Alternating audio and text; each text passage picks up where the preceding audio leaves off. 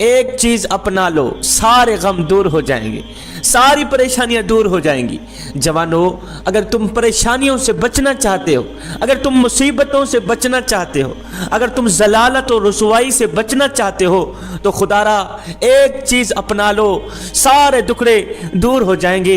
حضرت سیدنا علی المرتضیٰ شیر خدا کرم اللہ وجہ الکریم کے پاس ایک شخص آیا، کہنے لگا حضرت مصیبتوں سے چھٹکارا حاصل کرنے کا کوئی طریقہ بتا دے، حضرت کوئی ایسا حل بتائیں، معاشرے میں میری عزت نہیں، معاشرے نے مجھے ذلیل کر کے رکھ دیا، مجھے بے عزت کر کے رکھ دیا، معاشرے میں میرا کوئی مقام نہیں، میرا کوئی وقار نہیں، کوئی ایسا کلیہ بتائیں، کوئی ایسا وظیفہ بتائیں، کوئی ایسی نصیحت ارشاد فرمائیں جس پر میں عمل کر کے معاشرے میں قابل عزت قابل احترام بن جاؤں۔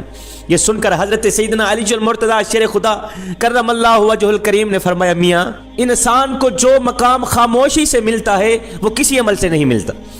فرمایا انسان کو جو مقام چپ رہنے سے ملتا ہے وہ کسی بھی عمل سے نہیں ملتا۔ فرمایا جس طرح عورت کا زیور ہوتا ہے اسی طرح مرد کا زیور بھی ہوتا ہے۔ کیا تو جانتا ہے عورت کا زیور کیا ہوتا ہے؟ اس نے کہا حضرت وہی سونا اور چاندی۔ فرمایا ہرگز نہیں، تم کہتے ہو عورت کا زیور سونا چاندی ہے، اگر علی سے پوچھتے ہو تو علی کہتا ہے عورت کا جو اصلی زیور ہے وہ پردہ ہے۔ فرمایا جس طرح عورت کا زیور پردہ ہے اسی طرح مرد کا زیور بھی ہے، اور وہ زیور خاموشی ہے۔ عورت کا زیور پردہ، مرد کا زیور خاموشی۔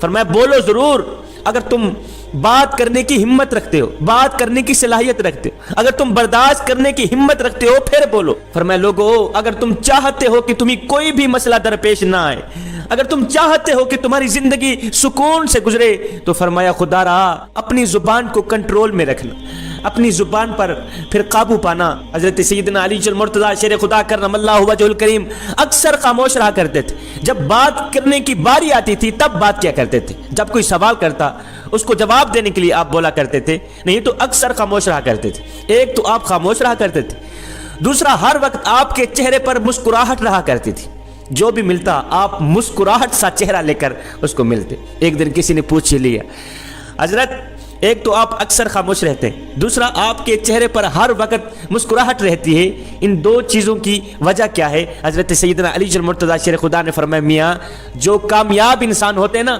ان کے ہونٹوں پر دو چیزیں رہتی ہیں، ایک تو خاموشی، دوسری مسکراہٹ۔